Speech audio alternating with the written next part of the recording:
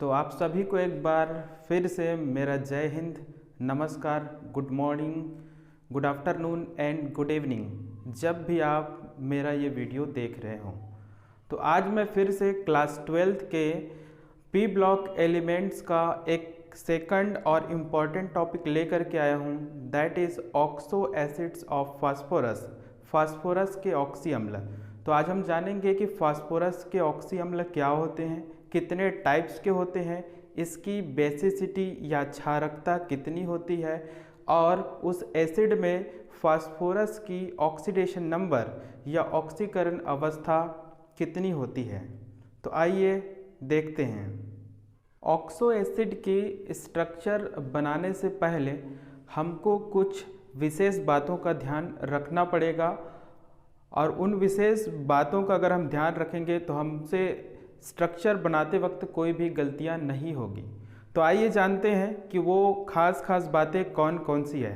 तो यहाँ पे मैं कुछ वर्ड्स बता रहा हूँ, उन वर्ड्स को आपको स्पेशली ध्यान में रखना है। जब भी आप स्ट्रक्चर बनाएंगे तो इन वर्ड्स को आप स्पेशली फोकस करेंगे तो कभी भी आपकी जो स्ट्रक्चर है वो कभी गलत नहीं होगी। आइए देखते हैं। पहला है पायरो। पायरो का मतलब ये होता है कि removal of one molecule of H2O from two molecules of same acid. अगर मेरे पास दो सेम एसिड है, अगर उस एसिड से मैं कंबाइंड करके दोनों एसिड को कंबाइंड करके अगर वाटर का वन मॉलिक्यूल्स में अगर निकाल देता हूँ तो बचा हुआ जो स्ट्रक्चर है वो मेरे लिए पायरो एसिड कहलाएगा। जो भी एसिड होगा वो उसका पायरो फॉर्म कहलाएगा।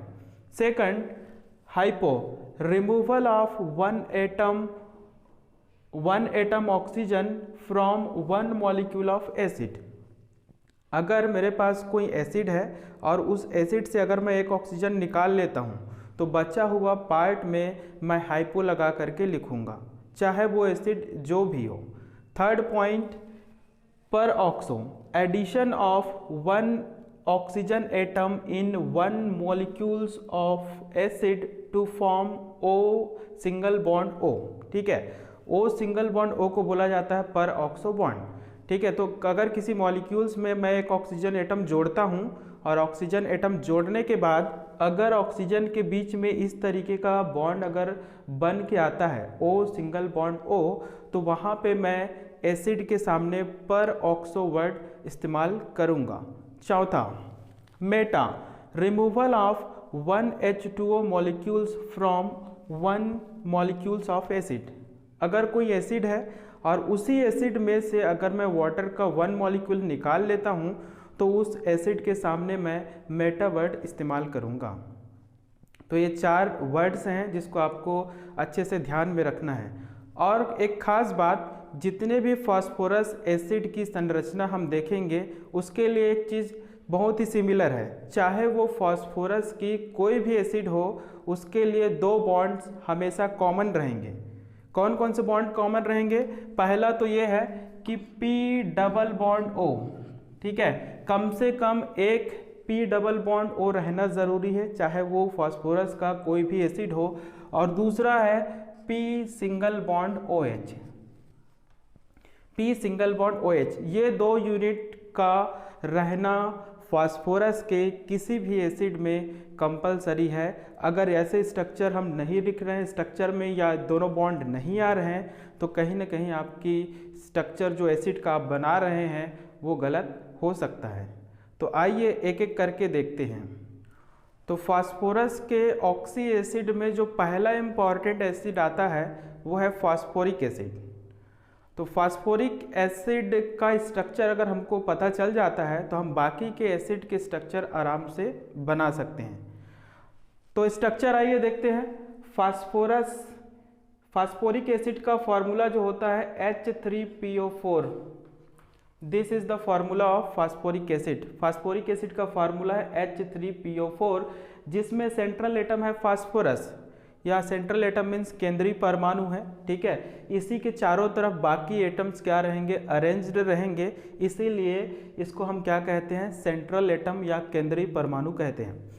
तो स्ट्रक्चर बनाने से पहले एक बात बहुत ही ज़्यादा ज़रूरी होता है कि ये जो सेंट्रल एटम है उसकी हाइब्रिडाइजेशंस क्या होगी। अगर हमको सेंट्रल एटम का हाइब्रिडाइजेशन या संकरण पता है कि इस कौन सा संकरण में है या कौन सी संकरित अवस्था में है, तो हमको संरचना बनाने में कोई दिक्कत नहीं होगा। तो ये जो फास्फोरस है ये sp3 हाइब्रिडाइज स्टेट में होता है ना।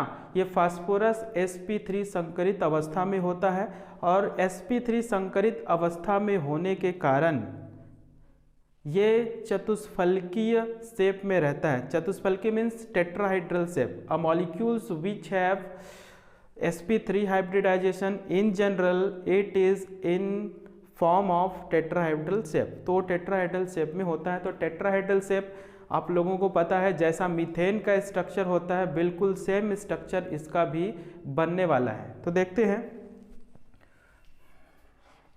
फास्फोरस सेंट्रल एटम जो हमने कंपलसरी यूनिट बताए हैं P डबल बॉन्ड O और P सिंगल बॉन्ड OH। सबसे पहले हम उसको लिखेंगे इस तरीके से। ये हो गया हमारी फंडामेंटल यूनिट्स। अब हम देखते हैं हमारे पास एक हाइड्रोजन आ चुका है, 2 ऑक्सीजन आ चुका है, तो हमारे पास 2 हाइड्रोजन और 2 ऑक्सीजन बचे हुए हैं। ठीक है, तो एक बॉन्ड लगा करके OH को मैं इस तरफ से लिख देता हूँ और दूसरे वाले को भी मैं इस तरीके से लिख देता हूँ। तो ये मेरा बन गया फास्फोरिक एसिड। ठीक है, जिसमें ये बिल्कुल टेट्राहाइड्रली आपको अरेंज्ड दिखाई दे रहा है। सेंट्रल एटम फास्फोरस है। अब दूसरी बात ये आती है कि इसकी बेसिसिटी कितना होता है। यहाँ पे फास्फोरस की ऑक्सीडेशन स्टेट्स क्या होती है। तो बेसिसिटी का मतलब ये होता है कि उसके पास कितने रिप्लेसेबल हाइड्रोजन हैं। रिप्लेसेबल हाइड्रोजन मीन्स ये कि हाइड्रोजन ऐसे कितने हाइड्रोजन है जो H+ के फॉर्म में वहाँ से बाहर निकल सकते हैं, ऐसा आप मान सकते हैं। या दूसरा तरीका है कि डायरेक्टली आप OH देख करके भी इसकी बेसिसिटी को बता सकते हैं, बट सही ये होगा कि कितने hydrogen as a H+ ion या प्रोटॉन के रूप में यहाँ से निकल जाता हो। तो यहाँ पे आप यहाँ से हाइड्रोजन ये निकल जाएगा, एक ये हो गया 2 और ये हो गया 3। तो इसकी जो बेसिसिटी होगी वो हो जाएगी कितनी 3, बेसिसिटी हो जाएगी 3। तो सिंपली मैं इसको क्या बोल सकता हूँ, tribasic. It is a tribasic acid. ये त्रिक्षारकीय अम्ल होता है। अब इसके ऑक्सीडेशन स्टेट की बात करते हैं कि फास्फोरस का ऑक्सीडेशन स्टेट यहाँ पे कितना है। तो ऑक्सीडेशन स्टेट आप तभी बता पाएंगे जब आपको ऑक्सीडेशन नंबर निकालने के लिए आता हो। तो अगर आपको ऑक्सीडेशन नंबर कैसे निकालना है कि मॉलिक्यूल्स या एटम में सेंट्रल एटम कौन से ऑक्सीडेशन स्टेट में होता है, ये अगर आपको जानना है तो आप कमेंट बॉक्स में मुझे कमेंट कीजिए, फिर मैं ऑक्सीडेशन स्टेट से रिलेटेड सारे कॉन्सेप्ट को क्लियर करता हूँ। आइए देखते हैं इसका ऑक्सीडेशन स्टेट कितना है। हाइड्रोजन +1 ऑक्सीडेशन स्टेट में होता है हमेशा मेटल को छोड़ करके। तो यहाँ पे +1 × 3 करूँगा क्योंकि हाइड्रोजन की टोटल अमाउंट कितना है 3, जिसका निकालना है उसको हम लोग जनरली x मानते हैं। एक ऑक्सीजन के लिए होता है -2। मेरे पास टोटल ऑक्सीजन है 4। मॉलिक्यूल में कोई चार्ज नहीं लगा हुआ है, इसलिए यहाँ पे =2 के बाहर बाद में क्या हो जाएगा 0। कैलकुलेट करता हूँ तो ये होता है +3 + x और ये हो गया कितना -8 = 0। तो x ये हो जाएगा +8 - 3 और x +5। तो यहाँ पे फास्फोरस जो है +5 ऑक्सीडेशन स्टेट में है। तो इस तरीके से फास्फोरस के ऑक्सी एसिड का पहला मॉलिक्यूल्स क्लियर होता है। पहला मॉलिक्यूल है फास्फोरिक एसिड, इसकी बेसिसिटी है 3 मीन्स ट्राइबेसिक, और इसमें फास्फोरस की जो ऑक्सीडेशन स्टेट है वो है +5। अब दूसरे एसिड के बारे में बात करते हैं। फास्फोरस एसिड मैंने ड्रॉ कर लिया है। अब इसमें जो टर्म्स 4 जो वर्ड्स हमने आपको बताए हैं उन सारे वर्ड्स को यहाँ पे यूज़ करते हैं। अगर ये 1 मॉलिक्यूल ऑफ एसिड है, इसमें मैं एक ऑक्सीजन एटम ऐड करता हूँ। ठीक है, एक ऑक्सीजन एटम ऐड करता हूँ और इसके स्ट्रक्चर को मैं देखता हूँ तो P double bond O single bond OH, इधर एक OH और दूसरे तरफ O सिंगल बॉन्ड OH। ये इस तरीके की स्ट्रक्चर बन जाती है। या ऐसा भी कह सकते हैं कि H3PO4 में मैंने एक ऑक्सीजन जोड़ा तो ये बन गया H3PO5। और यहाँ पे बॉन्ड आपको साफ साफ नजर आ रहा है O single bond O, right. इसका मतलब ये है कि ये पर ऑक्सो एसिड कहलाएगा, राइट। ये क्या कहलाएगा? पर ऑक्सो एसिड। ये था फास्फोरिक एसिड, तो यहाँ पे लग जाएगा पर ऑक्सो फास्फोरिक एसिड। इसका नेम हो जाएगा पर ऑक्सो फास्फोरिक एसिड, ठीक। दूसरा चीज है कि इसकी बेसिसिटी कितनी होगी, तो यहाँ भी यहाँ से एक हाइड्रोजन निकल जाएगा, दूसरा और ये तीसरा, तो यहाँ भी 3-3 हाइड्रोजन एज अ प्रोटॉन निकल जाएंगे। तो इसकी भी बेसिसिटी जो होगा वो होगा 3, बेसिसिटी इज 3।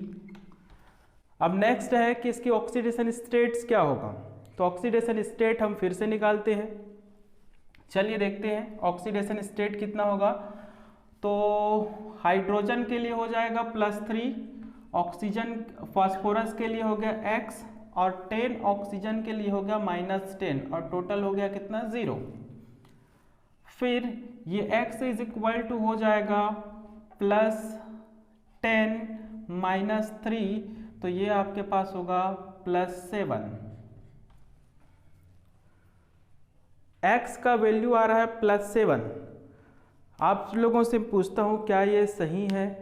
अगर आपने ऑक्सीडेशन स्टेट अच्छे से पढ़े हैं तो ये आंसर होगा गलत। क्यों गलत होगा? क्योंकि कोई भी एलिमेंट अपने ग्रुप के ऑक्सीडेशन स्टेट से ज़्यादा ऑक्सीडेशन स्टेट शो नहीं कर सकता है।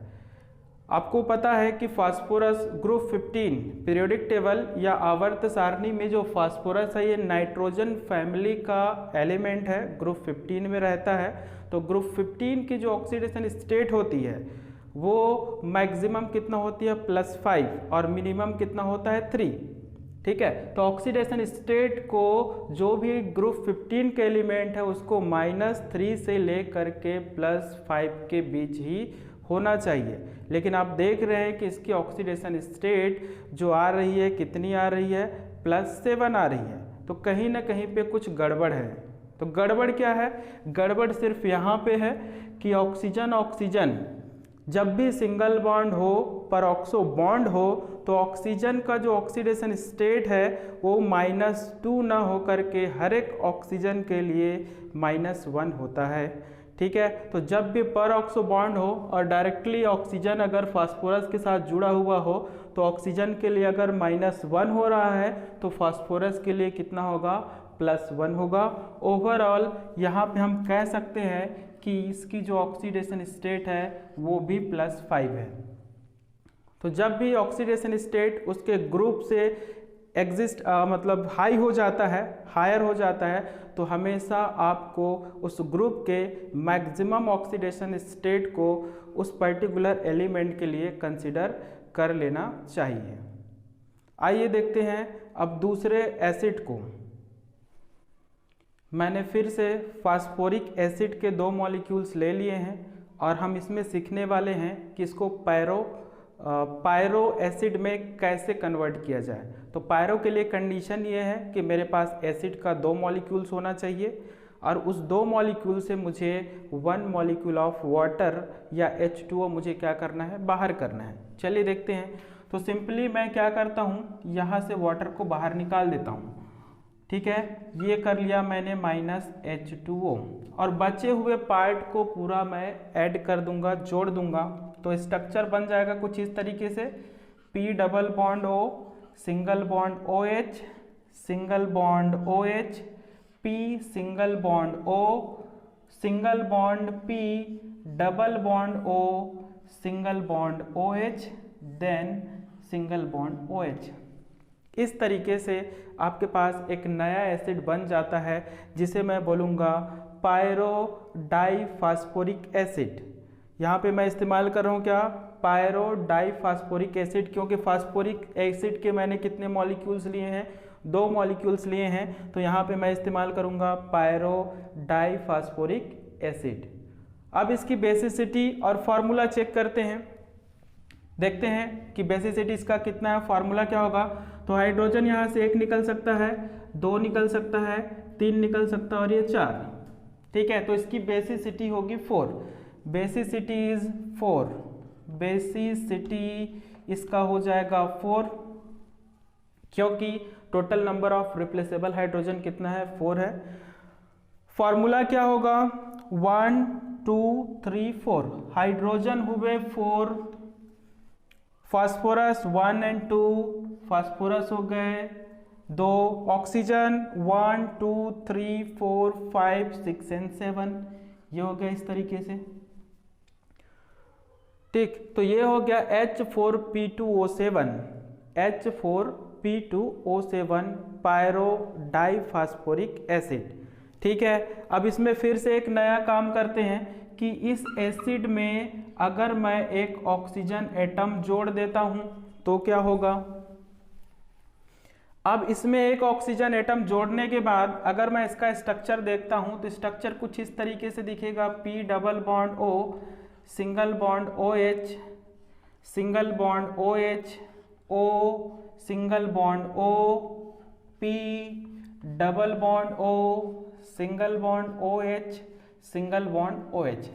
तो फार्मूला कुछ इस तरीके से, स्ट्रक्चर कुछ इस तरीके से हो जाएगा। और फार्मूला में ये जो फार्मूला बना है इसमें आपको एक ऑक्सीजन जोड़ देना है, तो फार्मूला क्या हो जाएगा, H4P2O8, ये इस तरीके से। अब नेम क्या होगा, तो नेम के लिए देखिए फिर से वही बॉन्ड आ गया आपके पास में, O सिंगल बॉन्ड O, और जब भी ये बॉन्ड आता है तो आपको एक वर्ड याद रखना है और वो वर्ड है क्या, पर ऑक्सो। तो इसका नेम हो जाएगा peroxodiphosphoric acid. I repeat it, peroxodiphosphoric acid. Oxidation state की बात करेंगे तो यहाँ भी ये +5 में होगा, यहाँ भी ये +5 में ही होगा। फिर यहाँ पे अगर आप कैलकुलेट करने जाओगे तो ये भी +5 और ये भी किसमें, +5 में होगा, क्योंकि आप स्ट्रक्चर एक बार देख लिए हैं इसके केस में कि डबल बॉन्ड O रहता है, सिंगल बॉन्ड OH रहता है, सिंगल बॉन्ड OH रहता है और सिंगल बॉन्ड O रहता है। उस केस में इसकी जो ऑक्सीडेशन स्टेट आती है वो आपको कितना मिलता है, वो आपको +5 ही मिलती है। अब हम हाइपो और मेटा वर्ड को यूज़ करना सीखेंगे। हाइपो में क्या होता है कि आप एक मॉलिक्यूल आपके पास एसिड होगा, उसी एक मॉलिक्यूल एसिड से आपको एक ऑक्सीजन का एटम क्या कर देना है, हटा देना है, ठीक है। आइए हटाते हैं। अगर यहाँ से मैं एक ऑक्सीजन एटम हटा देता हूँ तो इस फार्मूले को पहले चेक करो, ये हो जाएगा H3PO3, क्योंकि ऑक्सीजन 4 था, अब कितना हो जाएगा, 3 हो जाएगा। तो डेफिनेटली इन तीनों में से कहीं भी एक जगह से आप क्या कर दोगे, ऑक्सीजन एटम को हटा दोगे। हटाने के बाद स्ट्रक्चर अगर हम देखते हैं तो P double bond O, single bond OH, जो कि कॉमन यूनिट होती है हर एक एसिड के लिए। फिर ये हो गया OH और इधर हो गया क्या, H। तो आपको यहाँ पे अब कुछ डिफरेंस नज़र ज़रूर आ रहा होगा, क्योंकि अब तक ये कितना बेसिसिटी था इसकी बेसिसिटी थी कितना, 3, ट्राई बेसिक, क्योंकि 3 रिमूवल हाइड्रोजन है। लेकिन यहाँ पे ये हाइड्रोजन रिमूव नहीं होगा, ठीक है। यहाँ पे ऑक्सीजन से जुड़ा हुआ हाइड्रोजन ही क्या होगा, रिमूव होगा, बाहर चला जाएगा एज अ प्रोटॉन। इसलिए इसकी जो बेसिसिटी है वो 3 नहीं होगा, 3 की जगह कितना होगा, सिर्फ 2 ही होगा, है ना। तो इसकी बेसिसिटी जो होगी, बेसिसिटी हो जाएगी 2, या डाई बेसिक एसिड बोल सकते हैं। फार्मूला है H3PO3, ठीक है। तो ये फास्फोरस से एक ऑक्सीजन अगर कम हो गया तो इसे मैं क्या बोल सकता हूँ, हाइपोफास्फोरिक एसिड भी कह सकता हूँ। अदरवाइज सिंपली मैं इसको फास्फोरस एसिड भी कह सकता हूँ, है ना। It is also known as phosphorus acid. इसका एक और नेम है, इसको फास्फोनिक एसिड भी बोलते हैं, फास्फोनिक एसिड, लाइक दैट, ठीक है। तो इसे या तो आप फास्फोरस एसिड कह सकते हैं या तो फिर फास्फोनिक एसिड कह सकते हैं। अब एक जो वर्ड्स बच गया है मेटा, उसके बारे में बात करते हैं। तो ये अगर मेरे पास एक एसिड का मॉलिक्यूल्स है और मैं अगर वाटर निकालना चाहता हूँ और वाटर निकल जाता है तो ये मेटा में कन्वर्ट हो जाता है। चलिए वाटर निकाल के देखते हैं। सपोज मैं यहाँ से ये वाटर पूरा निकाल लेता हूँ इस तरीके से, H2O वाटर अगर निकाल लेता हूँ तो इसका स्ट्रक्चर कुछ इस तरीके से दिखेगा आपको, P double bond O, single bond OH and double bond O, like that. तो ये मेरे लिए कौन सा एसिड हो जाएगा? ये मेरे लिए हो जाएगा मेटाफॉस्फोरिक एसिड, राइट। ये मेरे लिए क्या हो जाएगा? मेटाफॉस्फोरिक एसिड, क्योंकि यहाँ से यहाँ आने में मैंने एक वाटर मॉलिक्यूल क्या कर दिया है? कम कर दिया है। तो डेफिनेटली इस फार्मूले से भी H2O हटा दो तो क्या बनेगा? HPO3, right. तो HPO3 जो है वो हो जाएगा मेरे लिए क्या? Metaphosphoric acid. तो इस तरीके से फास्फोरस के ऑक्सी एसिड्स कंप्लीट होते हैं। अगर आपको कुछ डाउट है तो कमेंट बॉक्स में ज़रूर कमेंट करें, रेक्टिफाई किया जाएगा आपके हर एक डाउट का और हम बेहतर से बेहतर करने की कोशिश करेंगे। तो आज के लिए इतना ही। Thank you for watching. अगर वीडियो आपको अच्छा लगे तो प्लीज़ अपने दोस्तों के साथ इसको शेयर ज़रूर करें और हाँ, सब्सक्राइब करना बिल्कुल भी ना भूलें, ताकि जब भी मैं कोई नया वीडियो अपलोड करूं उसकी नोटिफिकेशन आप तक ज़रूर पहुंचे। Thank you.